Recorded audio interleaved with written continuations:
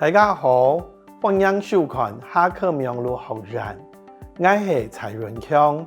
大家共下來講客，共下來考學語能力總高級認證。學語能力總高級認證本做4種測驗體系，有聽力測驗、口說測驗、閱讀測驗、老書寫測驗。禮拜嘅考場會來紹介聽力測驗、口說測驗、老閱讀測驗這3種體系。我用班來拿到高分嘅方法，書寫測驗嘅考試技巧，請參考寫作體系得分策略相關考場。